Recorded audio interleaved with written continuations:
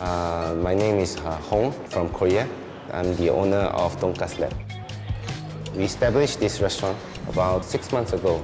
The reason that we started this restaurant, basically one of the main reasons is there's no Donkas restaurant in Malaysia. Where you go to Korea, you will see quite a lot. It's like a very family kind of food. So why not we do a proper Donkas restaurant in Malaysia? Maybe the locals will like it, we don't know.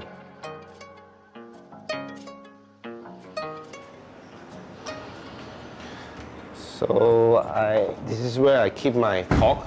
It's a US pork. When it delivered from my supplier, it's in a frozen state like this.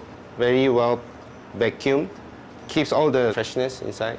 So once I want to use, I just defrost, then I start cutting it.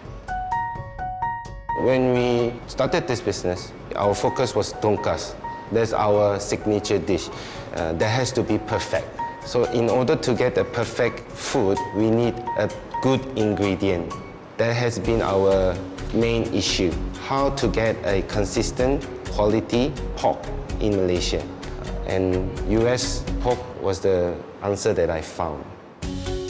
The reason we chose US pork is not just because it tastes good, but it's very well packed. It's a vacuum sealed so that it doesn't go spoil even if it's in the freezer, where you don't get dryness in the meat because it contains all the juiciness, all the meat flavors inside.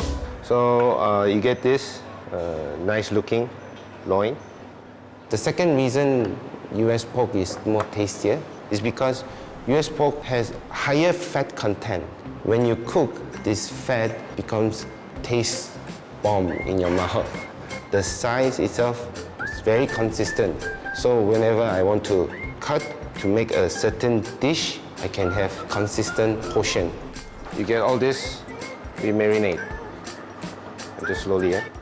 So the term marinate is to put a meat in a kind of a solution to make the meat more softer, more juicier. Now once you marinate, you get very soft kind of meat.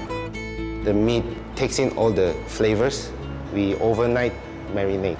Once we marinate, we bread. This is breadcrumbs. We don't use dry breadcrumbs, we use fresh breadcrumbs, just from the bread. And pressing a little bit so that the size become bigger. Now this is the final stage, deep fry it. We have our thermometer here. We try to make it as 150. Usually it takes about 2 minutes to 2 minutes 30 seconds. I tried local pork and a US pork, and I found out that US pork is more savory in terms of fat content. Now people might say fat is not good. Well, for a little bit of amount of fat is not totally bad for you. This fat, I think, in US pork makes more juicier and more soft. Keep it standing, not sitting. The oil will drop. It's a time called resting. It's still cooking inside. You will hear a lot of sound. Click, click, click, click, click, click, click, click, sound. Donkas, a Korean dish. It's a deep fried pork. It's more from Japanese, Tonkatsu. For us, Tonkatsu, it was okay, but the meat was very hard. The sauce was not enough, so we combined back to American style, where you have a very juicier, more softer kind of meat, and you have gravy on top of it. Basically, we can say Donkas is a term that came from Japanese, but somehow it's because the dish is totally different. So the word Donkas is a new word for Korean style tonkatsu.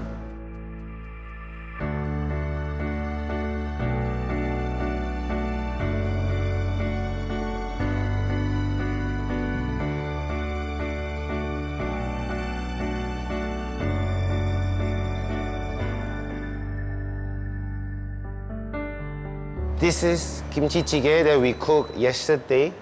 We have kimchi and pork, some vegetables. This is the trimmings of US loin. when you cut donkas, you have a lot of trimmings. We use back all these trimmings to cook kimchi jjigae. We serve kimchi jjigae and donkas, a very unique way of presenting our dish. Once you take one bite of donkas, it's buttery, it's very tasty. But when you dip your spoon and take one soup of kimchi jjigae, it clears your mouth, makes it ready for your second bite of donkas.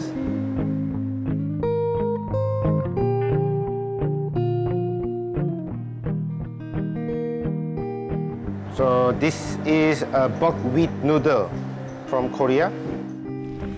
For bibimbap, a more authentic way of eating this is with beef slices on top of it. But for us, we put donkas there. Many Koreans, they are also shocked because they haven't seen donkas together with bibimbap.